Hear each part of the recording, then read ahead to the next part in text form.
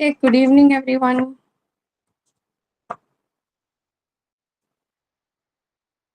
Good evening, ma'am. Good evening, ma'am. Good evening.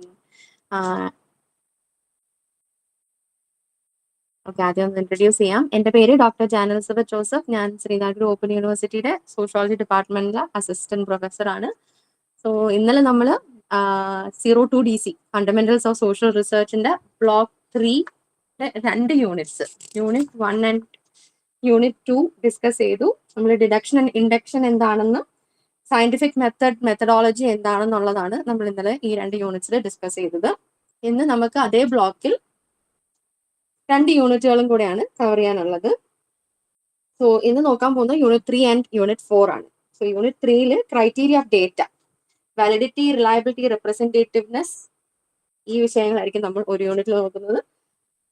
നാലാമത്തെ unit community based research എന്താണെന്നുള്ളതാണ് നമ്മൾ നോക്കാൻ പോകുന്നത്. So criteria of data, validity, reliability and representativeness. So criteria of data, നമ്മളൊരു പഠന വിഷയം എടുക്കുമ്പോഴത്തേക്ക് നമ്മൾ എങ്ങനെയാണ് ഒരു പെർട്ടിക്കുലർ ഡേറ്റ എങ്ങനെയാണ് തിരഞ്ഞെടുക്കുന്നത് എന്നുള്ളതാണ്. സോ ആദ്യം തന്നെ let us look at the meaning and nature of research data. So എന്താണ് ഈ ഡേറ്റ അല്ലെങ്കിൽ റിസർച്ച് ഡേറ്റ എന്ന് പറയുമ്പോഴത്തേക്ക് നമ്മൾ ഉദ്ദേശിക്കുന്നത്? സോ റിസർച്ച് ഡേറ്റ എന്ന് പറയുമ്പോഴത്തേക്ക് ഒരു സിസ്റ്റമാറ്റിക് സെറ്റ് ഓഫ് വാല്യൂസ് ആണ്.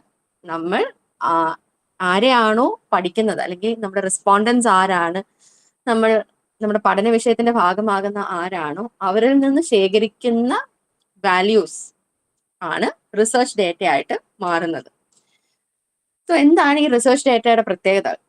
It acts as a raw factual foundation for calculating, testing hypothesis and drawing research conclusion. So നമ്മളുടെ റിസർച്ചിന്റെ ഒരു പ്രധാന കോർ ഭാഗമാണ് ഈ ഡേറ്റ. കാരണം നമ്മളൊരു പഠന വിഷയം എടുക്കുമ്പോഴത്തേക്ക് നമുക്ക് നമ്മളുടെ കയ്യിൽ എന്ത് മാത്രമേ ഉള്ളൂ? നമ്മൾ നടത്തിയിട്ടുള്ള പ്രീവിയസ് ലിറ്ററേച്ചർ, അല്ലെങ്കിൽ പുതിയൊരു പഠന മേഖലയാണെങ്കിൽ ഒന്നും തന്നെ നമ്മുടെ കയ്യിൽ കാണത്തില്ല. സോ നമ്മൾ പുതിയതായിട്ട് ശേഖരിക്കേണ്ട ഒന്നാണ് ഈ ഡേറ്റ. സോ ഈ ഡേറ്റയിൽ നിന്ന് നമുക്ക് എന്ത് ചെയ്യാനായിട്ട് സാധിക്കും? നമുക്ക് നമ്മളുടെ ഒബ്ജക്റ്റീവ്സുമായിട്ട് ചേർന്നുകൊണ്ട് കാൽക്കുലേഷൻ നടത്താം. നമ്മൾ ഹൈപ്പോത്തസിസ് ഫോർമുലേറ്റ് ചെയ്തിട്ടുണ്ടെങ്കിൽ ആ ഹൈപ്പോത്തസിസിന്റെ ടെസ്റ്റിംഗ് നടത്തും. ഇതെല്ലാത്തിൽ നിന്ന് എന്താണ് നമ്മൾ അൾട്ടിമേറ്റ്ലി ചെയ്യാൻ പോകുന്നത്? നമ്മളുടെ പ്രധാനപ്പെട്ട ഫൈൻഡിങ്സ് എന്താണെന്നുള്ളതാണ് നമ്മൾ കണ്ടെത്താൻ പോകുന്നത്. So it converts physical or psychological phenomena into numerical, descriptive, visual or tactile forms. So പ്രധാനമായിട്ട് എന്താണ് ചെയ്യുന്നത്? ഇപ്പോൾ സോഷ്യോളജി എന്ന് പറയുമ്പോഴത്തേക്ക് എന്താണ്, നമ്മൾ പഠിക്കുന്ന പല കാര്യങ്ങളും ആബ്സ്ട്രാക്ട് ആയിട്ടുള്ള കോൺസെപ്റ്റുകളും സോഷ്യൽ ഇഷ്യൂസ് ആകാം, സോഷ്യൽ ഈവിൾസ് ആകാം, അല്ലെങ്കിൽ സോഷ്യൽ ഹാപ്പനിങ്സ് ആകാം. സോ ഇതെല്ലാം എന്താണ്, ഇതിന്റെ ക്വാളിറ്റി എന്ന് പറഞ്ഞാൽ ഇതെല്ലാം ആബ്സ്ട്രാക്ട് ആയിട്ടുള്ള കാര്യങ്ങൾ. നമുക്കൊന്നും തന്നെ എന്താണ് ഫിസിക്കലി കണ്ടുകൊണ്ട് പലതും രേഖപ്പെടുത്താൻ കഴിയുന്ന ഒന്നല്ല. അപ്പൊ നമുക്ക് എന്ത് ചെയ്യാനായിട്ട് സാധിക്കും? നമ്മളുടെ റെസ്പോണ്ടൻസിനുമായിട്ട് ഇന്ററാക്ട് ചെയ്തുകൊണ്ടോ അല്ലെങ്കിൽ ഒരു ക്വസ്റ്റനെയർ ഉപയോഗിച്ചുകൊണ്ടോ അവരിൽ നിന്ന് കിട്ടുന്ന ഡേറ്റ തന്നെ, നമ്മൾ ഈ പറയുന്ന ആബ്സ്ട്രാക്ട് ആയിട്ടുള്ള വിഷയങ്ങളെ കുറിച്ചുള്ള ഡേറ്റ ശേഖരിക്കുകയും ആ ഡേറ്റയ്ക്ക് എന്ത് ചെയ്യാം? ഒരു ന്യൂമറിക്കൽ സ്ട്രക്ചർ നൽകാം, അല്ലെങ്കിൽ ഒരു നറേറ്റീവ് സ്റ്റൈൽ, ഒരു ഡിസ്ക്രിപ്റ്റീവ് സ്ട്രക്ചർ നൽകാം, അല്ലെങ്കിൽ ഈവൻ ഒരു വിഷ്വൽ ഫോമിലേക്ക് മാറ്റാം. സോ ഇതുവഴി എന്താണ് റിസർച്ചറിനൊരു വഴി? It allows the researcher to map mathematical relationships between variables and present comparisons clearly using figures and charts. So ഒരു ക്വാണ്ടിറ്റേറ്റീവ് സ്റ്റഡി ആണെങ്കിൽ ഇത് ഇങ്ങനെ ഒരു ഡേറ്റ നമ്മൾ ലഭിച്ച് അതിന്റെ അനാലിസിസും ഇന്റർപ്രിട്ടേഷനും നടത്തി കഴിയുമ്പോഴത്തേക്ക് ആ ഡേറ്റയെ നമുക്ക് എന്ത് ചെയ്യാൻ കഴിയുകയാണ്? ആ ഡേറ്റയെ നമ്മൾ ഐഡന്റിഫൈ ചെയ്തിട്ടുള്ള വേരിയബിൾസ് തമ്മിൽ കോസ് എഫക്ട് റിലേഷൻഷിപ്പ് ഉണ്ടോ എന്ന് നോക്കാം. കൂടാതെ എന്ത് ചെയ്യാം? നമ്മൾക്ക് ലഭിച്ചിട്ടുള്ള ഈ ന്യൂമറിക്കൽ അല്ലെങ്കിൽ ഡിസ്ക്രിപ്റ്റീവ് ഡേറ്റേനെ ഒരു ഫിഗർ, പൈ ചാർട്ടോ അല്ലെങ്കിൽ ലൈൻ ഗ്രാഫോ അങ്ങനത്തെ ഇമേജസ് ഫിഗേഴ്സ് ആയിട്ട് മാറ്റിക്കൊണ്ടോ, അല്ലെങ്കിൽ ടാബുലേഷൻ നടത്തിയിട്ടുള്ള ഫ്രീക്വൻസി ടേബിൾസ് ആയിക്കൊണ്ട് നമുക്ക് റെപ്രസെന്റ് ചെയ്യാം. സോ ഡേറ്റ എന്ന് പറയുന്നത് ഹൈലി വേഴ്സറ്റൈൽ ആണ്. ആൻഡ് അത് ഏത് രീതിക്ക് വേണമെങ്കിലും ആകാം. അത് നമ്പേഴ്സ് ആകാം, ന്യൂമറിക്കൽ ആകാം, അല്ലെങ്കിൽ ടെക്സ്റ്റ് ആകാം, സ്ട്രിങ്സ് ആകാം, ഇമേജ് ആകാം, അല്ലെങ്കിൽ ഓഡിയോ റെക്കോർഡിങ്സ് ആകാം. സോ എങ്ങനെയാണ് റിലയബിലിറ്റി അല്ലെങ്കിൽ വാലിഡിറ്റി ഈ ഡേറ്റയിലേക്ക് വരുന്നത്? സോ റിലയബിലിറ്റി ആൻഡ് വാലിഡിറ്റി എന്ന് പറയുമ്പോഴത്തേക്ക് രണ്ട് കോർ മെട്രിക്സ് ആണ് നമ്മൾ റിസർച്ചിനെ അളക്കാനായിട്ട്, അതായത് നമ്മുടെ റിസർച്ചിന്റെ ക്വാളിറ്റിയും അതിന്റെ റിഗറും നോക്കാനായിട്ട് ഉപയോഗിക്കുന്ന രണ്ട് മെഷേഴ്സ് ആയിട്ട് വേണം റിലയബിലിറ്റിയും വാലിഡിറ്റിനെയും കാണാനായിട്ട്. സോ റിലയബിലിറ്റി എന്ന് പറയുമ്പോഴത്തേക്ക് റിസർച്ചിൽ ഉദ്ദേശിക്കുന്നത് നമ്മൾ ഇതേ വിഷയത്തിൽ വേറൊരു റിസർച്ചർ ഈ പഠനം അണ്ടർടേക്ക് ചെയ്ത് കഴിഞ്ഞാൽ അവർക്ക് ഇതേ റിസൾട്ട് ലഭിക്കുമോ എന്നുള്ളതാണ്. ക്യാൻ ഇറ്റ് ബി റിപ്പീറ്റഡ് എന്നുള്ളതാണ് റിലയബിലിറ്റി കൊണ്ട് ഉദ്ദേശിക്കുന്നത്. വാലിഡിറ്റി എന്ന് പറയുമ്പോഴത്തേക്ക് ആക്യുറസി ആണ് നോക്കുന്നത്. അതായത് നമ്മൾ ഉദ്ദേശിച്ച കാര്യം അവിടെ നമുക്ക് കരസ്ഥമാക്കാൻ കഴിഞ്ഞു എന്നുള്ളത്. അതായത് does it hit the true target. Accuracy of measure എന്നാണ് വാലിഡിറ്റി കൊണ്ട് ഉദ്ദേശിക്കുന്നത്. സോ റിലയബിലിറ്റിയിൽ നമ്മുടെ ഫോക്കസ് എന്തിലാണ്? കൺസിസ്റ്റൻസിയും repeatability over time and across observers. So ഏതൊരു കാലഘട്ടത്തിലും സെയിം വിഷയം എടുത്ത് പഠിക്കുകയാണെങ്കിൽ, അത് വേറൊരു റിസർച്ചർ, പല പല റിസർച്ചേഴ്സ് സെയിം വിഷയത്തിന് പല കാലഘട്ടത്തിൽ പഠിക്കുകയാണെങ്കിൽ എന്ത് ചെയ്യണം? സെയിം ആയിട്ടുള്ള റിസൾട്ട് റിപ്പീറ്റഡ് ആയിട്ട് കിട്ടാൻ സാധിക്കണം. അതാണ് റിലയബിലിറ്റി കൊണ്ട് ഉദ്ദേശിക്കുന്നത്. അതേസമയം വാലിഡിറ്റി എന്ന് പറയുമ്പോഴത്തേക്ക് പറഞ്ഞ പോലെ ആക്യുറസിയാണ്. നമ്മൾ മെഷർ ചെയ്യുന്ന കാര്യം കൃത്യതയോടെ നമുക്ക് മെഷർ ചെയ്യാൻ കഴിയുന്നുണ്ടോ, നമ്മൾ എന്ത് വിഷയത്തിനാണോ പഠിക്കാൻ ശ്രമിച്ചത്, what you intended to measure, അത് സാറ്റിസ്ഫൈ ചെയ്യുന്നുണ്ടോ എന്നുള്ളതാണ് വാലിഡിറ്റി കൊണ്ട് ഉദ്ദേശിക്കുന്നത്. സോ ഇതിനൊരു അനോളജി കൊണ്ട് നമ്മൾ പറയുകയാണെങ്കിൽ, റിലയബിലിറ്റി എന്ന് പറയുമ്പോഴത്തേക്ക് A scale that shows the exact same wait every time you step on it. ഇപ്പൊ നമ്മൾ ഇപ്പൊ ഒരു സാധനം 1 കിലോ മേടിക്കുകയാണെങ്കിൽ എന്താണ്, അത് ഏത് സമയത്ത് ഏതൊരു സാധനമാണെങ്കിൽ എന്താണ്, ആ 1 കിലോ എന്ന് പറയുന്നതിന് ഒരു മാറ്റം ഉണ്ടാകത്തില്ല. സോ റിലയബിലിറ്റി എന്ന് പറയുന്നത് അതേപോലെയാണ്. ഞാനിപ്പോ സോഷ്യൽ മീഡിയ യൂസ് അമംഗ് യൂത്തിനെ കുറിച്ച് പഠിക്കുകയാണ്. എനിക്ക് ശേഷവും എനിക്ക് മുമ്പായിട്ട് വേറെ ആളുകൾ ഇതേ വിഷയത്തിനെ കുറിച്ച് പഠിച്ചിട്ടുണ്ട്. അപ്പൊ അവർക്ക് ലഭിക്കുന്ന റിസൾട്ടും എനിക്ക് മുമ്പ് ചെയ്തിട്ടുള്ള ആളുകൾക്ക് ലഭിക്കുന്ന റിസൾട്ടും എനിക്ക് ശേഷം ചെയ്യുന്ന ആളുകളുടെ റിസൾട്ടും എല്ലാം എന്തായിരിക്കണം? സെയിം തന്നെ ആയിരിക്കണം. അതാണ് റിലയബിലിറ്റി കൊണ്ട് ഉദ്ദേശിക്കുന്നത്. വാലിഡിറ്റി എന്ന് പറയുമ്പോഴത്തേക്ക് scale that shows your true exact weight in reality. So validity കൊണ്ട് ഉദ്ദേശിക്കുന്നത് എന്താണ്? ആ ഒരു ക്വാണ്ടിറ്റേറ്റീവ് ആസ്പെക്ട് അല്ല, പകരം എന്താണ്, റിയാലിറ്റിയിൽ ഇൻ ആക്ച്വാലിറ്റി എന്താണെന്നുള്ളത് വ്യക്തമായിട്ട് കാണിക്കുക എന്നുള്ളതാണ് വാലിഡിറ്റി കൊണ്ട് ഉദ്ദേശിക്കുന്നത്. സോ റിലയബിലിറ്റിയിൽ it is relatively easier to evaluate using statistical comparison. So റിലയബിലിറ്റിയിൽ എന്താണ്, കൂടുതൽ നമ്മൾ സ്റ്റാറ്റിസ്റ്റിക്കൽ ആയിട്ടുള്ള കാര്യങ്ങളെ കുറിച്ചാണ് റിലയബിലിറ്റി അടിസ്ഥാനമാക്കി പറയുന്നത്. സോ അതുകൊണ്ട് തന്നെ എന്താണ്, സ്റ്റാറ്റിസ്റ്റിക്കൽ കമ്പാരിസൺ നടത്തുന്നത് കൊണ്ട് ഈ പറയുന്ന കാര്യങ്ങൾ കുറച്ചും കൂടെ എളുപ്പം ആയിട്ട് നമുക്ക് ഇവാലുവേറ്റ് ചെയ്യാനായിട്ട് സാധിക്കും. പക്ഷെ വാലിഡിറ്റിയുടെ ഒരു അസസ്മെന്റ് ആണ് നോക്കുകയാണെങ്കിൽ കുറച്ചും കൂടെ ബുദ്ധിമുട്ടാണ്. It is harder to assess.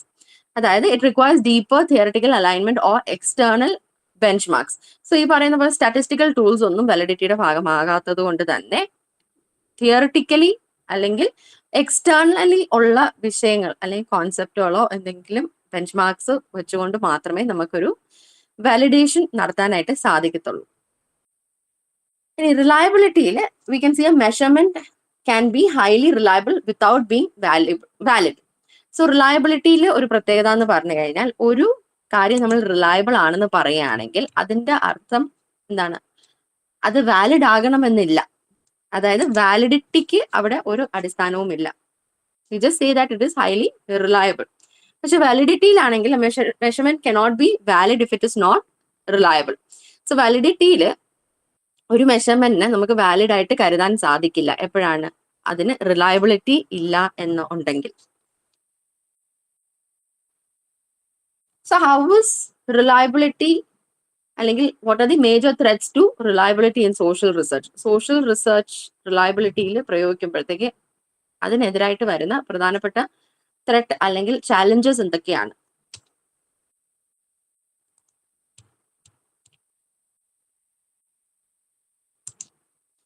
So ഒന്നെന്ന് പറയുന്നത് ഒബ്സർവർ അല്ലെങ്കിൽ ഇന്റർവ്യൂവർ സബ്ജക്ടിവിറ്റി. അതായത് different interviews can elicit completely different responses based on their on attitudes and demeanour. So ഒരു ക്വാളിറ്റേറ്റീവ് ടൈപ്പ് ഓഫ് സ്റ്റഡി ആണെങ്കിൽ നമ്മൾ എന്താണ് ചെയ്യുന്നത്? നമ്മളൊരു ക്ലോസ്ഡ് എൻഡ് ആയിട്ടുള്ള ക്വസ്റ്റിനെയർ പോലുള്ള സർവേ അല്ലെങ്കിൽ ക്വസ്റ്റിനെയർസ് അല്ല ഉപയോഗിക്കുന്നത്. ഇവിടെ എന്താണ്, നമ്മൾ കുറച്ച് 1-on-1 ഡിസ്കഷൻ ആണ് അല്ലെങ്കിൽ 1-on-1 കോൺവെർസേഷൻ ആണ് നമ്മളുടെ റെസ്പോണ്ടന്റുമായിട്ട് നടത്തുന്നത്. സോ ആ ഒരു പ്രോസസ്സിൽ എന്തിനുള്ള സാധ്യതയുണ്ട്? റിസർച്ചറിന്റെ സബ്ജക്ടിവിറ്റി അല്ലെങ്കിൽ റിസർച്ചർ എങ്ങനെയാണോ റെസ്പോണ്ടന്റിന്റെ റെസ്പോൺസിൽ വ്യാഖ്യാനിക്കുന്നതിൽ മാറ്റം ഉണ്ടാകാം. സോ അങ്ങനെ വരുമ്പോഴത്തേക്ക് എന്ത് സംഭവിക്കും? ഡിഫറെന്റ് റെസ്പോൺസസ് ആകാം ഇവർക്ക് ലഭിക്കുന്നത്. മറ്റൊന്നെന്ന് പറഞ്ഞാൽ റെസ്പോണ്ടന്റ് ഫ്ലക്സ്. സോ അതായത് people answer randomly or inconsistently if questions are vague, irrelevant to their lifes or ask about facts they do not know. So ഒരു റെസ്പോണ്ടന്റിനോട് നമ്മളൊരു ചോദ്യം ചോദിക്കുമ്പോഴത്തേക്ക് അവരിൽ നിന്ന് ലഭിക്കുന്ന ഉത്തരം ചിലപ്പോൾ എന്താണ് ക്ലാരിറ്റി ഉണ്ടാകണമെന്നില്ല, ഒരു വ്യക്തത ഇല്ലാണ്ടായിരിക്കാം അവർ ഉത്തരം തരുന്നത്. അല്ലെങ്കിൽ അവരുടെ ജീവിതവുമായിട്ട് ഇതിനൊരു ബന്ധം ഇല്ലാത്തതുകൊണ്ട് എന്താണ് അവര് വെരി അൺകോപ്പറേറ്റീവ് ആയിട്ടായിരിക്കാം ചിലപ്പോൾ ഉത്തരം തരുന്നത്.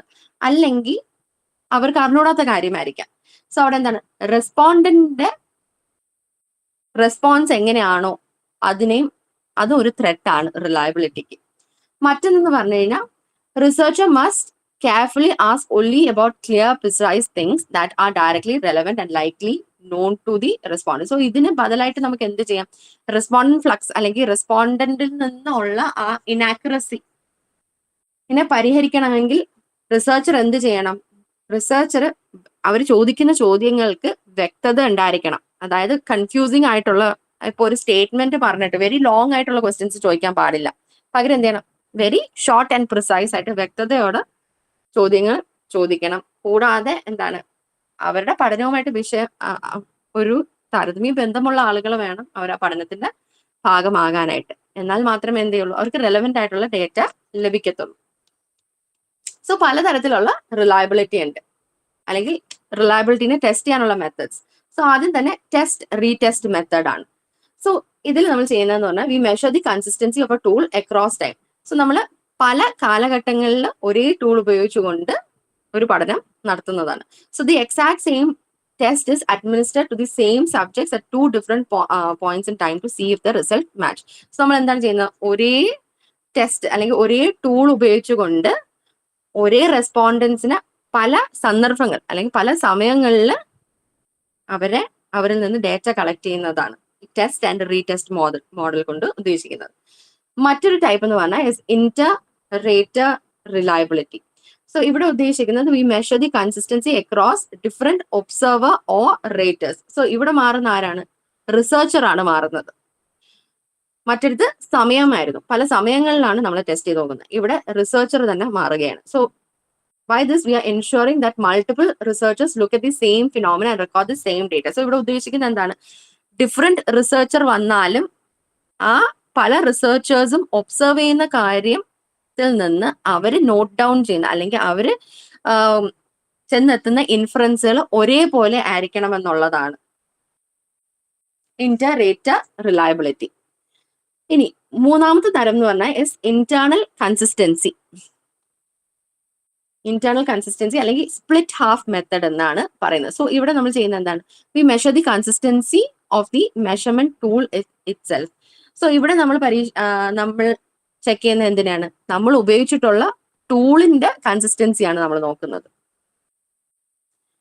ഇപ്പൊ എക്സാമ്പിൾ പറയുകയാണെങ്കിൽ നമ്മളൊരു ക്വസ്റ്റ്യനർ, ഒരു 10 ചോദ്യങ്ങൾ അല്ലെങ്കിൽ 10 ഐറ്റം ഉള്ള ഒരു ക്വസ്റ്റ്യനർ തയ്യാറാക്കിയാണ്. നമ്മൾ ജെൻഡർ പ്രെജുഡിസിനെ പഠിക്കാനായിട്ട് ഒരു 10 ക്വസ്റ്റ്യൻസ് ഉള്ള ക്വസ്റ്റ്യനർ തയ്യാറാക്കി. സോ നമ്മൾ എന്ത് ചെയ്യും? You randomly split those items into 2 sets of 5. So നമ്മൾ 2 സെറ്റ് ആയിട്ട് ഇതിനെ തിരിക്കുകയാണ്. So if 2 subsets rank or classify the same group of participants differently, your tool suffers from low internal reliability. So ഇതിനെ 2 വിഭാഗങ്ങളാക്കിയിട്ട് നമ്മൾ ഗ്രൂപ്പുകളെയും നമ്മുടെ പാർട്ടിസിപ്പൻസിനെ 2 ഗ്രൂപ്പ് ആക്കിക്കൊണ്ട്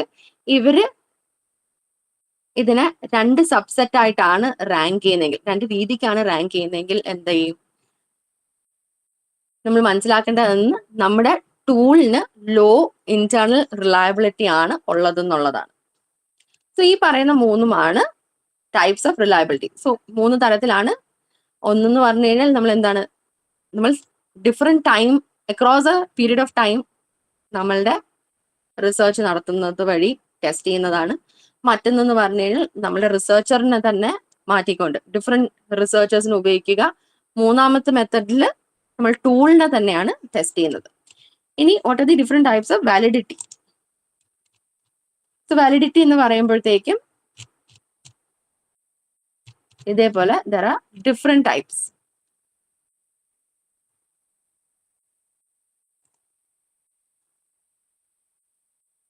സോ ആദ്യം തന്നെ construct validity ആണ്.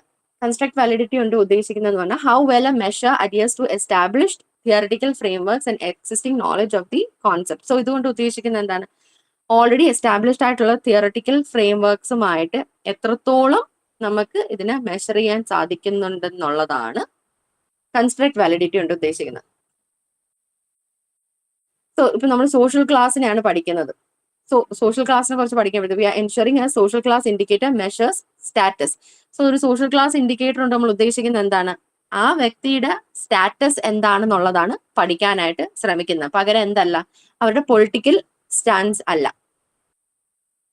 ഇനി മറ്റൊരു ടൈപ്പ് ഓഫ് വാലിഡിറ്റി എന്ന് പറഞ്ഞാൽ is content validity. Content validity എന്ന് പറയുമ്പോഴത്തേക്ക് the extent to which the measurement instrument successfully covers every dimension and aspects of the concept being studied. So ഇവിടെ എന്താണ് ആ വാക്ക് ഉദ്ദേശിക്കുന്ന പോലെ തന്നെ കണ്ടന്റിന്റെ വാലിഡിറ്റിയാണ് നമ്മൾ നോക്കുന്നത്. അതായത് നമ്മൾ ഉപയോഗിച്ചിട്ടുള്ള മെഷർമെന്റ് അല്ലെങ്കിൽ നമ്മൾ ഉപയോഗിച്ചിട്ടുള്ള ടൂൾ എത്രത്തോളം സക്സസ്ഫുള്ളി നമ്മൾ പഠിക്കാൻ ഉദ്ദേശിച്ചിരിക്കുന്ന കോൺസെപ്റ്റിന്റെ എല്ലാ വശങ്ങളെയും പഠിക്കാനായിട്ട് സാധിക്കുന്നുണ്ടെന്നുള്ളതാണ് കണ്ടന്റ് വാലിഡിറ്റിയിൽ ഉദ്ദേശിക്കുന്നത്. ക്രൈറ്റീരിയൻ വാലിഡിറ്റി എന്ന് പറയുമ്പോൾ the extent to which the results of your measure correspond closely with other established valid measures of the same exact concept. So criterion validity എന്ന് പറയുമ്പോഴത്തേക്ക് ഓൾറെഡി ഇതേ വിഷയത്തിൽ പബ്ലിഷ് ചെയ്യപ്പെട്ടിട്ടുള്ള റിസൾട്ട്സുമായിട്ട് എത്രത്തോളം ഇത് കറസ്പോണ്ട് ചെയ്യുന്നുണ്ട് അല്ലെങ്കിൽ എത്രത്തോളം സിമിലാരിറ്റി ഉണ്ടെന്നുള്ളതിനെ അടിസ്ഥാനമാക്കിക്കൊണ്ട് പറയുന്നതാണ് ക്രൈറ്റീരിയൻ വാലിഡിറ്റി.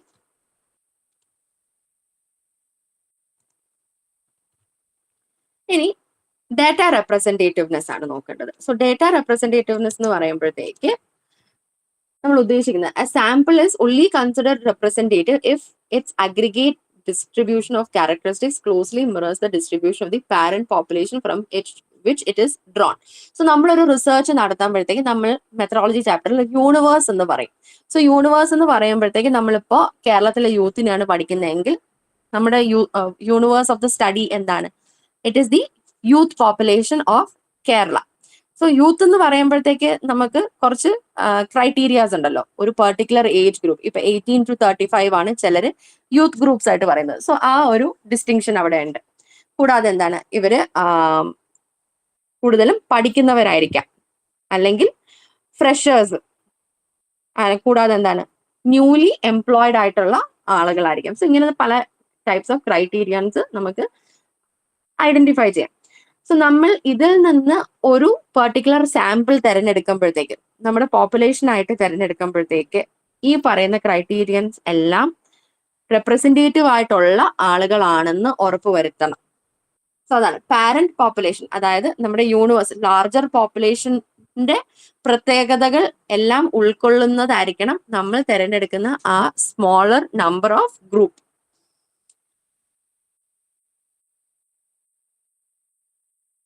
സോ ഇവിടെ നമ്മൾ റെപ്രസെന്റേറ്റീവ്നെസ് പറയുമ്പോഴത്തേക്ക് പ്രൊപ്പോർഷണാലിറ്റി പ്രിൻസിപ്പിൾ നോക്കേണ്ടതാണ്. അതായത് if a target population contains of 50% of women, a representative sample must contain close to 50% of women.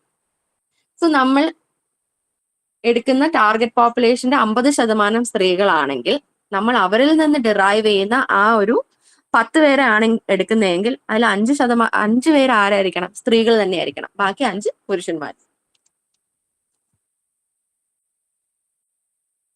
മറ്റൊന്ന് പറഞ്ഞാൽ സ്കോപ്പ് ഓഫ് ലിമിറ്റേഷൻ, അതായത് a sample does not need to be representative in every single human metric, but it must be representative regarding the specific variables relevant to the study's primary objectives. So നമ്മളിപ്പോ ഒരു ഗ്രൂപ്പിനെ ഈ പറയുന്ന സാമ്പിളിനെ തിരഞ്ഞെടുത്തു, പറയുന്ന എല്ലാ വേരിയബിൾസും ആ ഓരോ വ്യക്തിയിലും ഉണ്ടായിരിക്കണമെന്നില്ല. പക്ഷെ എന്താണ് ഏറ്റവും റെലവെന്റ് ആണെന്ന് അല്ലെങ്കിൽ ഏറ്റവും സ്പെസിഫിക് ആയിട്ടുള്ള ഇമ്പോർട്ടന്റ് ആയിട്ടുള്ള വേരിയബിൾ അവിടെ ആ സാമ്പിളിൽ അല്ലെങ്കിൽ ആ സാമ്പിൾ റെപ്രസെന്റേറ്റീവ് ആയിട്ടുള്ളവരുടെ ഭാഗമായിരിക്കണം. ഇപ്പൊ നമ്മൾ സോഷ്യൽ മീഡിയ യൂസേഴ്സിനാണ് പഠിക്കുന്നത്. അപ്പോൾ സോഷ്യൽ മീഡിയ ഉപയോഗിക്കുന്ന എല്ലാ റെസ്പോണ്ടൻസ് സോഷ്യൽ മീഡിയ യൂത്ത് ആയിട്ടുള്ള സോഷ്യൽ മീഡിയ യൂസേഴ്സിനാണ് നമ്മൾ പഠിക്കുന്നതെങ്കിൽ നമ്മുടെ ഒരു ക്രൈറ്റീരിയ എന്താണ്? യൂത്ത് ആയിരിക്കണം. പക്ഷെ അവിടെ ഏറ്റവും പ്രധാനപ്പെട്ട കാര്യം എന്താണ്? ഈ പറയുന്ന യൂത്തിലുള്ള ആളുകൾ സോഷ്യൽ മീഡിയ ഉപയോഗിക്കുന്ന ആളുകളാണെന്ന് നമുക്ക് ഉറപ്പ് വരുത്തണം. ഉപയോഗിക്കാത്ത ഒരാളെ നമുക്ക് ഈ സ്റ്റഡിയുടെ പാർട്ട് ആക്കിയിട്ട് കാര്യമില്ല. കാരണം എന്താണ്, നമ്മൾ സോഷ്യൽ മീഡിയ ഉപയോഗം എങ്ങനെയാണ് ഇവരുടെ ഇടയിൽ നിന്നുള്ളതാണ് പഠിക്കാൻ ശ്രമിക്കുന്നത്. സോ അവിടെ ഒരു നോൺ യൂസർ വന്നു കഴിഞ്ഞാൽ എന്ത് സംഭവിക്കും? നമ്മൾക്ക് ആവശ്യമായിട്ടുള്ള റെലവെന്റ് ആയിട്ടുള്ള ഡേറ്റ ആയിരിക്കില്ല അവരിൽ നിന്ന് ലഭിക്കുക. സോ അതൊരു എറർ ആയിട്ട് മാറും. സോ അവിടെ എന്ത് ചെയ്യണം? സ്പെസിഫിക് വേരിയബിൾ ആയിട്ടുള്ള ഈ സോഷ്യൽ മീഡിയ ഉപയോഗിക്കുന്ന ഒരു യൂത്തിനെ തന്നെ ആയിരിക്കണം നമ്മളുടെ സാമ്പിളുടെ ഭാഗമാക്കേണ്ടത്. പക്ഷെ അതേസമയം എന്തല്ല പറയുന്ന എല്ലാ മെട്രിക്കും പൂർണ്ണമായിട്ടും ആ പെർട്ടിക്കുലർ വ്യക്തിയിൽ ഉണ്ടായിരിക്കണമെന്ന് ഇല്ല. സോ ഡേറ്റ റെപ്രസെന്റേറ്റീവ്നെസ്സിൽ നമുക്ക് ചില കൺസിഡർ ചെയ്യപ്പെടേണ്ട റൂൾസ് ഉണ്ട്. സോ അതിൽ ഒന്നെന്ന് പറഞ്ഞു കഴിഞ്ഞാൽ is the equal chance principle. അതായത് നമ്മൾ സാമ്പിളിംഗ് മെത്തഡ് ഉപയോഗിച്ചുകൊണ്ടാണ്, ഇപ്പോൾ 2 ലക്ഷം ആളുകൾ ഉണ്ടെങ്കിൽ നമ്മൾക്ക് എങ്ങനെയാണ് ഈ 2 ലക്ഷത്തിൽ നിന്ന് പറയുന്ന 60 പേരെയോ അല്ലെങ്കിൽ 300 പേരെയോ തിരഞ്ഞെടുക്കാൻ സാധിക്കുക? അതിനാണ് നമ്മൾ സാമ്പിളിംഗ് മെത്തഡ് ഉപയോഗിക്കുന്നത്. അത് നിങ്ങൾ അടുത്ത സെമസ്റ്ററിൽ പഠിക്കും ഈ മെത്തഡോളജി ഒക്കെ എന്താണെന്നുള്ളത്. ഇപ്പൊ ജസ്റ്റ് അറിഞ്ഞിരിക്കാൻ വേണ്ടി പറയാം. സോ സാമ്പിളിംഗ് എന്ന് പറയുമ്പോഴത്തേക്ക് അതിൽ പ്രോബബിലിറ്റി സാമ്പിളിംഗ് ഉണ്ട്, അല്ലെങ്കിൽ നോൺ പ്രോബബിലിറ്റി സാമ്പിളിംഗ് ഉണ്ട്.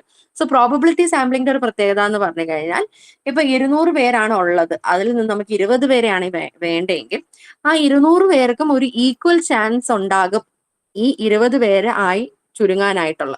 പക്ഷെ നോൺ പ്രോബബിലിറ്റി സാമ്പിളിംഗിന്റെ ഒരു പ്രത്യേകത എന്ന് പറഞ്ഞു കഴിഞ്ഞാൽ 200 പേർക്കും ആ ഈക്വൽ ചാൻസ് ഇല്ല. കുറച്ച് പേര് മാത്രമായിരിക്കും സെലക്ട് ചെയ്യപ്പെടുക. സോ നമ്മള് ഡേറ്റ റെപ്രസെന്റേറ്റീവ്നെസ് എന്ന് പറയുമ്പോഴത്തേക്ക് എന്താണ്, ആ ഒരു പ്രോബബിലിറ്റി സാമ്പിളിംഗ് അതിന്റെ പ്രധാന ഭാഗമാണ്. അതായത് every one must be given an equal chance to be a part of the research. So this operates on the base line rule that a sample is highly likely to be representative if every single member of a population has an equal chance of selection. So നമുക്ക് ഒരു sample അല്ലെങ്കിൽ നമ്മുടെ ഒരു respondent group എപ്പോഴാണ് ഈ പറയുന്ന പോലെ highly representative ആണെന്ന് പറയാൻ സാധിക്കാം? നമ്മൾ ഐഡന്റിഫൈ ചെയ്തിട്ടുള്ള പോപ്പുലേഷനിൽ എല്ലാവർക്കും ഒരു ഈക്വൽ ആൻഡ് ഫെയർ ചാൻസ് കൊടുക്കുമ്പോഴത്തേക്കാണ് to be part of the research.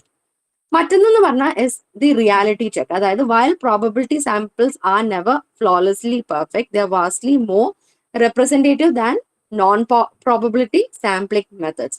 So probability sampling method എന്താണ്, അതിന് അതിൻ്റെതായിട്ടുള്ള ഫ്ലോസ് ഉണ്ടെങ്കിൽ പോലും എന്താണ്, നമുക്ക് ഒരു കാര്യം ഉറപ്പുവരുത്താനായിട്ട് സാധിക്കും. അതായത് നമ്മൾ സ്പെസിഫിക് ആയിട്ട് ആളുകളെ തെരഞ്ഞുപിടിച്ച് എടുക്കുന്നതിനും കാട്ടിയും ഒരു ഗ്രൂപ്പിൽ നിന്ന് എല്ലാവർക്കും ഈക്വൽ ആയിട്ട് ഒരു പഠനത്തിന്റെ ഭാഗമാകാനുള്ള ഫെയർ ചാൻസ് കൊടുക്കാനായിട്ട് സാധിക്കും പ്രോബബിലിറ്റി സാമ്പിൾസ് ആണ് ഉപയോഗിക്കുന്നതെങ്കിൽ. മറ്റൊന്നെന്ന് പറഞ്ഞു കഴിഞ്ഞാൽ ഇസ് ദി ആക്കഡമിക് ഗോൾ. അതായത് high representativeness is mandatory because it allows researcher to deploy inferential statistics and successfully generalise the findings from the small sample to the entire population. So ഇവിടെ എന്ത് സാധിക്കുകയാണ്, നമ്മളൊരു പഠനം അണ്ടർടേക്ക് ചെയ്യുന്ന basically എന്തിനാണ്? എന്തെങ്കിലും ഒരു social കോൺട്രിബ്യൂഷന് വേണ്ടിയായിരിക്കാം, അല്ലെങ്കിൽ ഒരു ആക്കഡമിക് പർപ്പസിന് വേണ്ടിയായിരിക്കാം. സോ ഹൈ റെപ്രസെന്റേറ്റീവ്നെസ് ഒരു കമ്പൽസറി ആയിട്ടുള്ള കാര്യമാണ്. കാരണം എന്താണ്, അതുവഴി റിസർച്ചറിന് ഇൻഫറൻഷ്യൽ സ്റ്റാറ്റിസ്റ്റിക്സ് ഒരുക്കാനായിട്ടും അവർക്ക് അതിൽ നിന്ന് ലാർജർ പോപ്പുലേഷനിലേക്ക് അവരുടെ കണ്ടുപിടുത്തങ്ങൾ ജനറലൈസ് ചെയ്യാനായിട്ട് സാധിക്കുന്നു. സോ ഇത്രയുമാണ് നിങ്ങളുടെ യൂണിറ്റ് 3 ഡിസ്കസ് ചെയ്യുന്നത്. ഇനി let's go to unit 4. So unit 4 എന്ന് പറയുമ്പോഴത്തേക്ക് കമ്മ്യൂണിറ്റി ബേസ്ഡ് റിസർച്ച് ആണ്. സോ കമ്മ്യൂണിറ്റി ബേസ്ഡ് റിസർച്ച് എന്ന് പറയുമ്പോഴത്തേക്ക് ആദ്യം തന്നെ എന്താണ് ഈ community based research? So community based റിസർച്ചിൽ ഒരു ഫിലോസഫിക്കൽ ഷിഫ്റ്റ് കാണാം. അതായത് it is the research which is conducted with and for members of a community rather than on them. പലപ്പോഴും നമ്മളൊരു പഠന വിഷയം ഐഡന്റിഫൈ ചെയ്തിട്ട് നമ്മൾ റിസർച്ച് ചെയ്യുമ്പോഴത്തേക്ക് എന്താണ്, നമ്മൾ ഒരു പർട്ടിക്കുലർ ഗ്രൂപ്പിനെ പോയി പഠിക്കുന്ന ഒന്നാണ് അല്ലെ, അവര് നമ്മുടെ റിസർച്ചിന്റെ ഭാഗമാകുന്നില്ല. പക്ഷെ കമ്മ്യൂണിറ്റി ബേസ്ഡ് റിസർച്ച് എന്ന് പറയുമ്പോഴത്തേക്ക് ആ കോൺസെപ്റ്റ് പറയുന്നത് പോലെ തന്നെ എന്താണ്, നമ്മൾ ആരെയാണോ പഠിക്കുന്നത് അവര് നമ്മളുടെ റിസർച്ച് ഫോർമുലേഷനും റിസർച്ച് പ്രോസസ്സിന്റെ ഭാഗമാകുകയാണ്. അവർ വെറും റെസ്പോണ്ടൻസ് മാത്രമല്ല.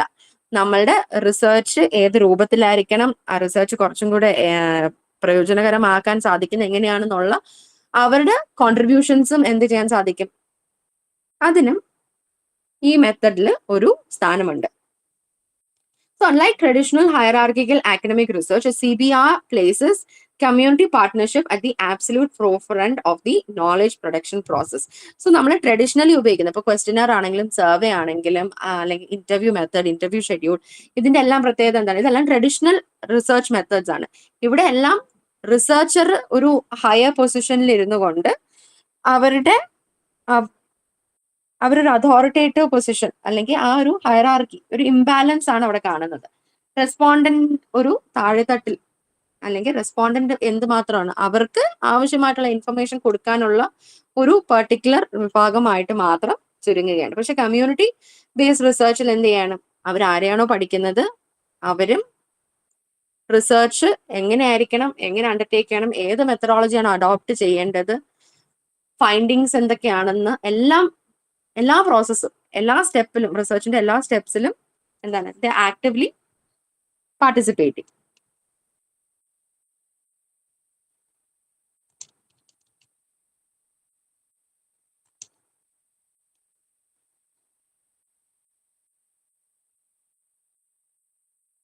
സോ CBR അല്ലെങ്കിൽ കമ്മ്യൂണിറ്റി ബേസ്ഡ് റിസർച്ചിന്റെ ഒരു പ്രത്യേകത നോക്കുകയാണെങ്കിൽ ട്രഡീഷണൽ റിസർച്ച് എന്ന് ഒരു 2 തരത്തിലുള്ള മാറ്റം അല്ലെങ്കിൽ 2 തരത്തിലുള്ള ഡിഫറൻസിയേഷൻ നമുക്ക് കാണാം. അതായത് one is the source of the question, അതായത് the research question originates from within the community to address their direct needs, not from an isolated academic interest. അതായത് നമ്മളിപ്പോൾ ഒരു റിസർച്ച് നടത്തുമ്പോഴത്തേക്ക് നമുക്ക് കുറച്ച് ഒബ്ജക്റ്റീവ്സ് കാണും അല്ലെ. ഒബ്ജക്റ്റീവ്സ് എന്ന് പറയുന്നത് നമ്മുടെ റിസർച്ച് കൊണ്ട് നമ്മൾ എന്താണ് ഉദ്ദേശിക്കുന്നത്, നമ്മുടെ ലക്ഷ്യങ്ങൾ എന്താണെന്നുള്ളതാണ് ഒബ്ജക്റ്റീവ്സ് ഡിഫൈൻ ചെയ്യുന്നത്. സോ പലപ്പോഴും ഈ ഒബ്ജക്റ്റീവ്സ് ഒരു റിസർച്ചർ ഫോർമുലേറ്റ് ചെയ്യുന്നത് അവരുടെ ഒരു കൗതുകത്തിന്റെ പുറത്തും അവർ നടത്തിയിട്ടുള്ള ലിറ്ററേച്ചർ റിവ്യൂവിനെ അടിസ്ഥാനമാക്കിക്കൊണ്ടാണ് ഒബ്ജക്റ്റീവ്സ് പലപ്പോഴും ഫോർമുലേറ്റ് ചെയ്യപ്പെടുന്നത്. പക്ഷെ CBR പോലുള്ള മെത്തഡോളജീസിന്റെ ഒരു പ്രത്യേകത എന്ന് പറഞ്ഞു കഴിഞ്ഞാൽ നമ്മൾ ആരെയാണോ പഠിക്കുന്നത് അല്ലെങ്കിൽ ഏത് കമ്മ്യൂണിറ്റീനെയാണോ പഠിക്കുന്നത് അവർ നമ്മുടെ റിസർച്ച് പ്രോസസ്സിന്റെ ഭാഗമാകുന്നത് വഴി അവരും കൂടെ നമ്മളെ ഈ പറയുന്ന ഒബ്ജക്റ്റീവ്സ് ഐഡന്റിഫൈ ചെയ്യാൻ അല്ലെങ്കിൽ ഫോർമുലേറ്റ് ചെയ്യാനായിട്ട് നമ്മളെ ഇൻപുട്സ് നൽകുകയാണ്. അതുവഴി എന്താണ്, ഇതൊരു പ്യോർലി ആക്കഡമിക് ആയിട്ടുള്ള ഫോർമുലേഷൻ മാത്രമായിട്ട് മാറുന്നില്ല. മറ്റൊന്നെന്ന് പറഞ്ഞു കഴിഞ്ഞാൽ community members are treated as co researchers and equal stake holders, stripping away from the traditional expert versus subject hierarchy.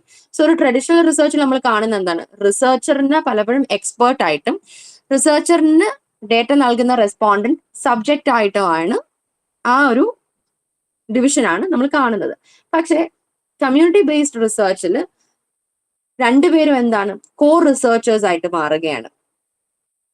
So co researchers ആയിട്ട് മാറുമ്പോഴത്തേക്ക് എന്താണ്, രണ്ടുപേർക്കും ഈക്വൽ ആയിട്ടുള്ള അക്കൗണ്ടബിലിറ്റി ഈ റിസർച്ചിൽ ഉണ്ട്. അതായത് റിസർച്ചറിന്റെ മാത്രം ഒരു ചുമതല അല്ലെങ്കിൽ റിസർച്ചറിന്റെ മാത്രം ആവശ്യമായിട്ട് ചുരുങ്ങുന്നില്ല ഈ റിസർച്ച് പ്രോസസ്.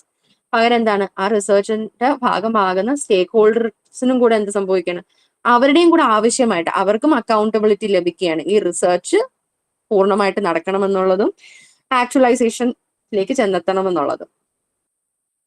സോ ഇത് രണ്ടുമാണ് നമുക്ക് ട്രഡീഷണൽ റിസർച്ചുമായിട്ട് കമ്പയർ ചെയ്യുമ്പോഴത്തേക്ക് കാണാൻ കഴിയുന്ന ഒരു പ്രത്യേകത.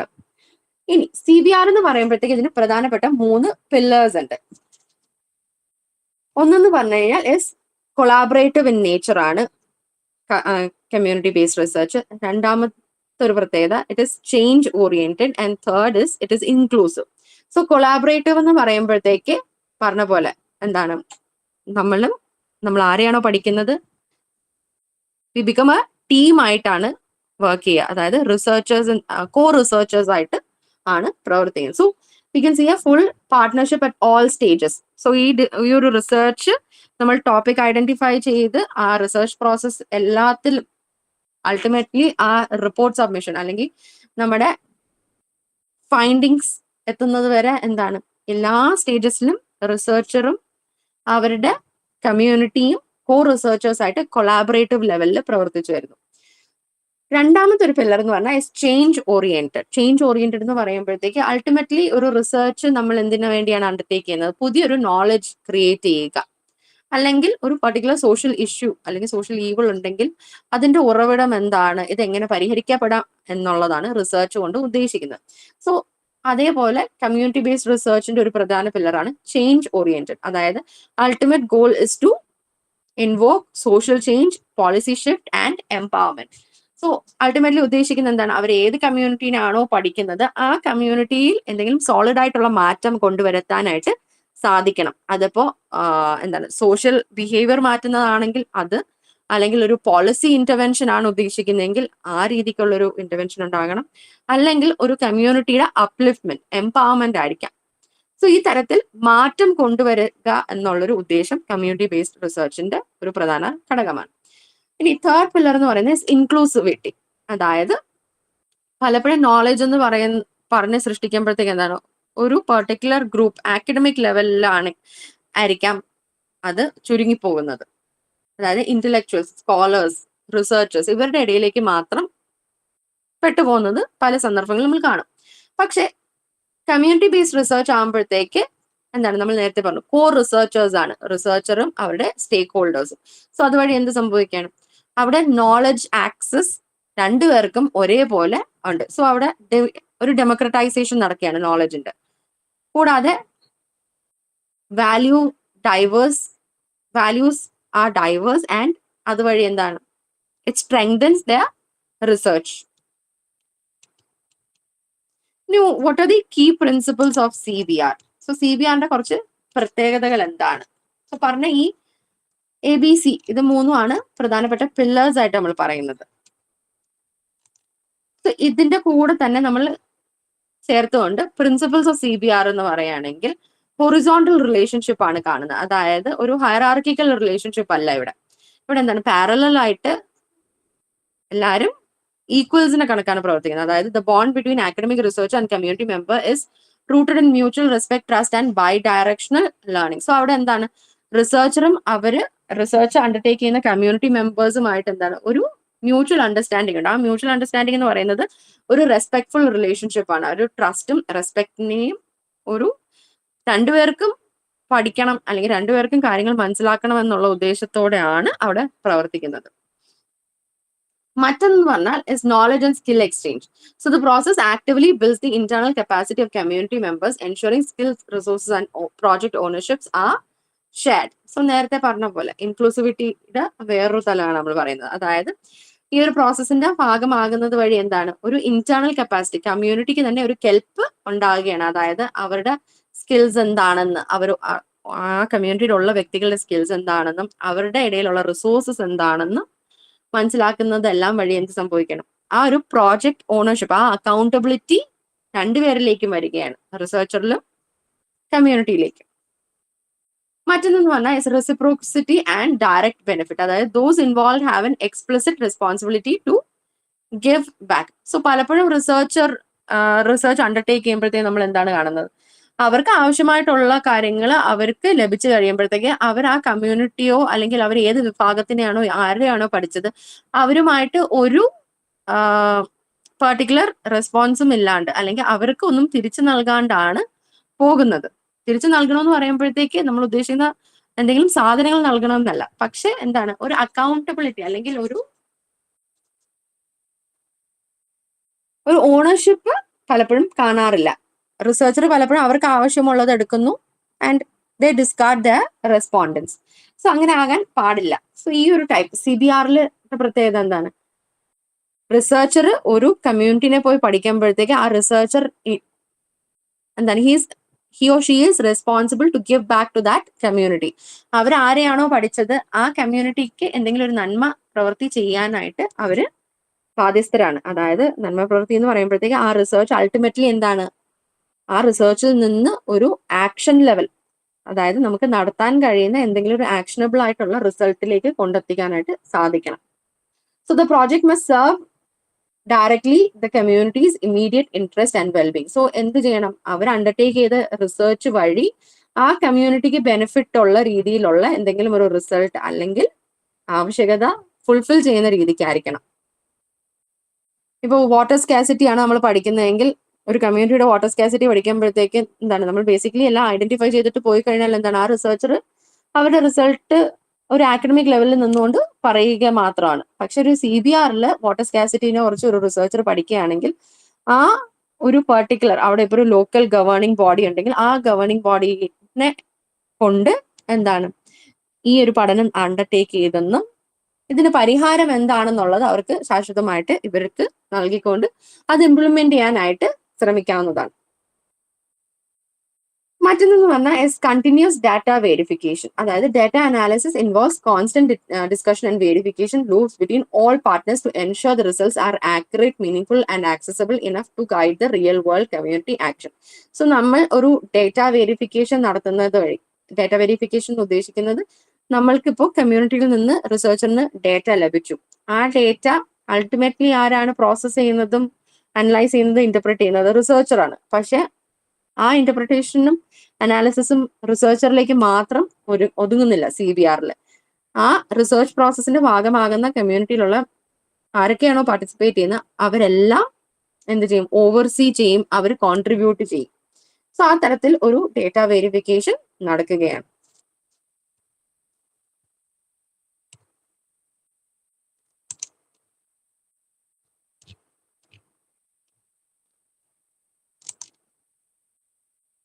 ഇനി scope and key architectural features of CBR നോക്കുകയാണെങ്കിൽ, CBR എന്ന് പറയുമ്പോഴത്തേക്ക് ഒരു cyclical, iterative and action oriented theme approach ആണ്. അതായത് റിസർച്ചർ സ്റ്റാൻഡ് അലോൺ അല്ലെങ്കിൽ ഒറ്റയ്ക്ക് നിന്നുകൊണ്ടല്ല ഈ റിസർച്ച് പ്രോസസ്സിൽ പ്രവർത്തിക്കുന്നത്. ആ റിസർച്ചിന്റെ ഭാഗമാകുന്നത് ആരൊക്കെയാണ്? റിസർച്ചറും ആ കമ്മ്യൂണിറ്റിയിൽ നിന്ന് ഉള്ള ഐഡന്റിഫൈഡ് ആയിട്ടുള്ള കുറച്ച് വ്യക്തികളും കൂടെ ചേർന്നുകൊണ്ടാണ്.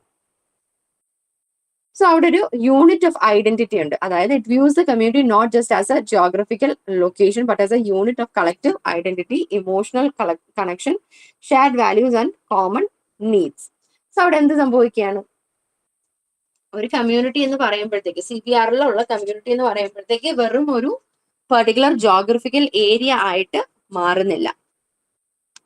പകരം എന്താണ്? അവിടെ ഒരു കളക്റ്റീവ് ഐഡന്റിറ്റി ഉത്ഭവിക്കുകയാണ്. അതായത് റിസർച്ചറും ഈ കമ്മ്യൂണിറ്റിയും തമ്മിൽ ഒരു ഇമോഷണൽ ബന്ധം, അവര് എന്താണ്, ആരെയാണ് പഠിക്കുന്നത്, എന്താവശ്യത്തിനാണ് പഠിക്കുന്നത് എന്നുള്ള എല്ലാം ഒരു ഇമോഷണൽ ലെവലിൽ ഐഡന്റിഫൈ ചെയ്യാനായിട്ട് സാധിക്കുകയാണ്. മറ്റൊന്നെന്ന് പറഞ്ഞാൽ അസറ്റ് ബേസ്ഡ് അപ്രോച്ച്.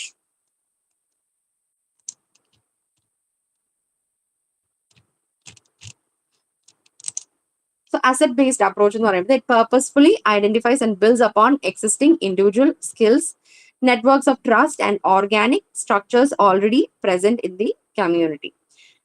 So ഒരു കമ്മ്യൂണിറ്റി ബേസ്ഡ് റിസർച്ചിന്റെ ഭാഗമായിക്കൊണ്ട് എന്താണ് അവർക്ക് ബോധപൂർവം ഐഡന്റിഫൈ ചെയ്യാനായിട്ട് സാധിക്കുകയാണ് ആ കമ്മ്യൂണിറ്റിയിലുള്ള ഓരോ വ്യക്തിക്കുള്ള പ്രത്യേകതകൾ എന്താണ്, അല്ലെങ്കിൽ ഇൻഡിവിജ്വൽ സ്കിൽസ് എന്താണ്. കൂടാതെ അവർ പ്രവർത്തിച്ചു വരുന്നത് എങ്ങനെയാണ്? ഒരു മ്യൂച്വൽ ട്രസ്റ്റിനെയും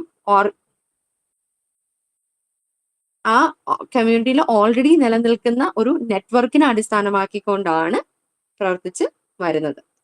മറ്റൊന്നെന്ന് പറഞ്ഞാൽ കോംപ്രിഹെൻസീവ് ലൈഫ് സൈക്കിൾ പാർട്ട്ണർഷിപ്പ്. അതായത് collaborative decision making is baked in to all phases. അതായത് നേരത്തെ പറഞ്ഞ പോലെ റിസർച്ച് പ്രോസസ്, നമ്മളൊരു വിഷയം ഐഡന്റിഫൈ ചെയ്തിട്ട് ഡയറക്ട്ലി റിസർച്ച് നടത്തി അൾട്ടിമേറ്റ്ലി റിസൾട്ട് എത്തുന്നത് വരെ എന്താണ് എല്ലാ പ്രോസസ്സിലും, അതായത് പ്രോബ്ലം ഡെഫിനിഷനിലും ഡാറ്റ കളക്ഷനിലും ആ ഡാറ്റയുടെ ഇന്റർപ്രിട്ടേഷനിലും ഡയറക്റ്റ് ആപ്ലിക്കേഷൻ, അതായത് റിസൾട്ട് നമ്മൾ കണ്ടുപിടിച്ചു, ഇതിനെ ഇനി ഒരു ആപ്ലിക്കേഷൻ ലെവലിൽ അപ്ലൈ ചെയ്യുന്ന എല്ലാ ഘട്ടങ്ങളിലും ഒരു കൊളാബറേഷൻ കണ്ടുവരുന്നതാണ്. മറ്റൊന്നെന്ന് പറഞ്ഞാൽ co learning and structural empowerment. So it intentionally addresses social inequalities by ensuring the research process itself empowers marginalised group. So പലപ്പോഴും ഈ തരത്തിലുള്ള CBR പോലുള്ള റിസർച്ച് അണ്ടർടേക്ക് ചെയ്യുന്നത് മാർജിനലൈസ്ഡ് ഗ്രൂപ്പ്സിന്റെ ഇടയിലാണ്. കാരണം ഇതുവഴി നമുക്ക് എന്ത് സാധിക്കുന്നു? അവർക്ക് തന്നെ ഒരു ബോധ്യം നൽകാനായിട്ട് സാധിക്കുകയാണ്. അതായത് നിങ്ങൾക്ക് ഐഡന്റിഫൈ ചെയ്യാൻ പറ്റാത്ത അല്ലെങ്കിൽ ഐഡന്റിഫൈ ചെയ്തിട്ടില്ലാത്തതായിട്ടുള്ള സ്കിൽസ് ഉണ്ടെന്നും ആൻഡ് പരിഹാരം പുറത്തുനിന്ന് വരേണ്ടതല്ല, നിങ്ങൾക്ക് തന്നെ ഐഡന്റിഫൈ ചെയ്യാൻ കഴിയുന്നതായിരുന്നു എന്നുള്ള രീതിയിൽ എംപവർ ചെയ്യുന്ന ഒരു ടൈപ്പ് ഓഫ് റിസർച്ച് ആണ് CBR.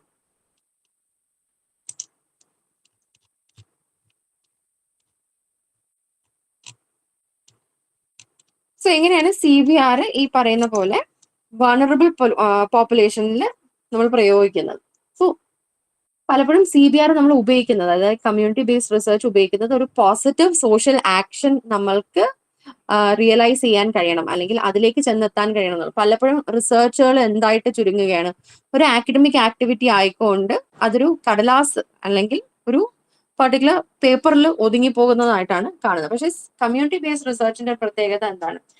ഒരു ആക്ഷൻ ബേസ്ഡ് റിസർച്ച് ആണ്. അതായത് ഒരു സോഷ്യൽ ഇഷ്യൂ ഉണ്ടാകും, ആ സോഷ്യൽ ഇഷ്യൂവിനെ എങ്ങനെ പരിഹരിക്കാം, കമ്മ്യൂണിറ്റിനെ ഇൻവോൾവ് ചെയ്തുകൊണ്ട് പഠിക്കാമെന്നുള്ളതാണ് CBRൽ പലപ്പോഴും നടക്കുന്നത്. So CBR is uniquely engineered for addressing the needs of vulnerable, marginalized or weaker population. So നേരത്തെ പറഞ്ഞ പോലെ എന്താണ്, പലപ്പോഴും കമ്മ്യൂണിറ്റി ബേസ്ഡ് റിസർച്ച് അണ്ടർടേക്ക് ചെയ്ത് വരുന്ന ആരുടെ ഇടയിലാണ്? നമ്മൾ വൾണറബിൾ ആയിട്ട് കാണുന്ന പോപ്പുലേഷന്റെ ഇടയിലാണ്. മാർജിനലൈസ്ഡ് ആയിട്ടുള്ള, ഇപ്പോൾ ട്രൈബൽ ഗ്രൂപ്പ്സ് ആകാം, അല്ലെങ്കിൽ കോളനീസ്, അങ്ങനത്തെ വ്യക്തികളുടെ ആ ഒരു വീക്ക് പോപ്പുലേഷൻ നമ്മൾ ഐഡന്റിഫൈ ചെയ്യുന്ന ഗ്രൂപ്പ്സിന്റെ ഇടയിലാണ് CBR നമ്മൾ അണ്ടർടേക്ക് ചെയ്യുന്നത്. സോ ഒരു സോഷ്യൽ ജസ്റ്റിസ് മെക്കാനിസം ആയിട്ട് കാണണം. അതായത് by directly inviting active participation from vulnerable groups, CBR works to actively eliminate oppressive environments, balance out deep-seated power asymmetrics, and reduce systematic injustice. So ഈ ഒരു community based റിസർച്ചിനെ നമ്മൾ എന്തായിട്ട് കാണണം? ഒരു സോഷ്യൽ ജസ്റ്റിസ് മെക്കാനിസം ആയിട്ട് കാണണം. അതായത് എന്തുകൊണ്ടാണ് അങ്ങനെ കാണേണ്ടത്? CBR എന്താണ് ചെയ്യുന്നത്? മാർജിനലൈസ് ഗ്രൂപ്പുകളുടെ ഇടയിൽ പോയി അവരെയും കൂടെ ഭാഗമാക്കിക്കൊണ്ട് പഠനം അണ്ടർടേക്ക് ചെയ്യുന്നത് വഴി അവർക്ക് എന്തിനു സാധിക്കുകയാണ്? അവരുടെ ചുറ്റിനുമുള്ള ഒപ്രസീവ് ആയിട്ടുള്ള എലമെന്റ്സ് അല്ലെങ്കിൽ ഒപ്രസീവ് ആയിട്ടുള്ള എൻവയൺമെന്റിനെ അവർക്ക് ഒരു രീതിയിൽ എലിമിനേറ്റ് ചെയ്യാനും പരിഹരിക്കാനായിട്ട് സാധിക്കുകയാണ്.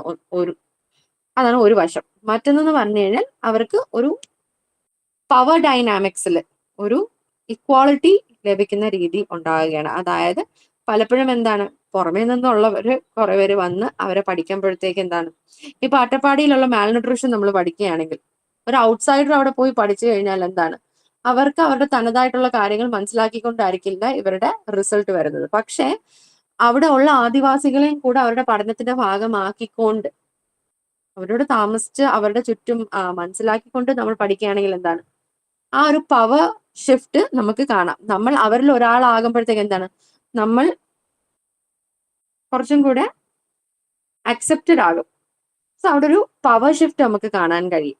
പലപ്പോഴും റിസർച്ചിൽ എന്താണ് സംഭവിക്കുന്നത്, റിസർച്ചർ ഒരു ഹയർ പൊസിഷനിൽ നിന്നുകൊണ്ട് പഠിക്കുന്നത് ആരെയാണോ അല്ലെങ്കിൽ ഏത് വ്യക്തിനെയാണോ, ഓക്കെ നിങ്ങൾ എനിക്ക് പഠിക്കാനുള്ള ആളാണ്, നിങ്ങൾ എന്നെക്കാട്ടി വീക്കർ ആയിട്ടുള്ള ഒരു സെക്ഷൻ ആണെന്ന് ഉള്ളൊരു ഐഡിയ ആണ് അവിടെ പ്രവർത്തിച്ചു വരുന്നത്.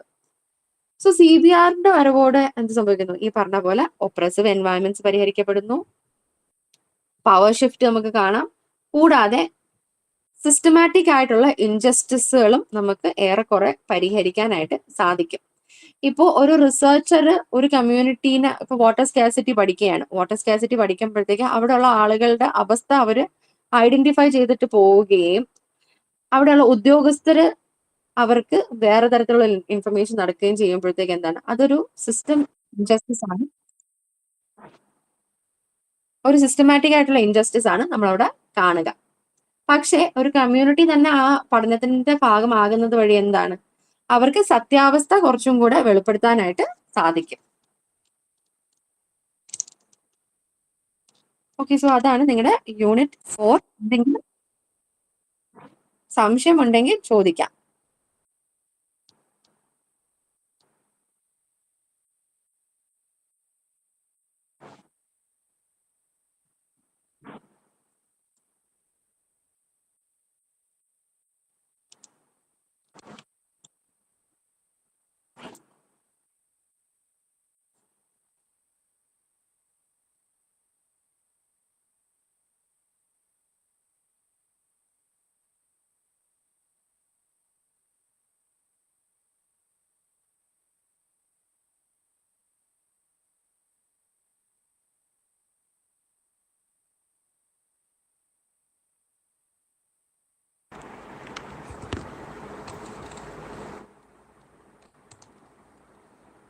ഓക്കെ, ക്ലാസ്സിൽ ആരും ഇല്ലേ? ഞാൻ ചോദിച്ചിട്ട് ആരും ഒന്നും പറയുന്നില്ല. എല്ലാരും ഓൺ ചെയ്ത് വെച്ചിട്ട് പോയേക്കാണോ? ഉണ്ട്. ഓക്കെ, അപ്പൊ പറഞ്ഞ കാര്യങ്ങൾ ക്ലിയർ ആണ്. ഓക്കെ, പറഞ്ഞ കാര്യങ്ങൾ ക്ലിയർ ആണെന്ന് ഞാൻ പ്രതീക്ഷിക്കുന്നു. എന്തെങ്കിലും സംശയം ഉണ്ടെങ്കിൽ ചോദിക്കുക.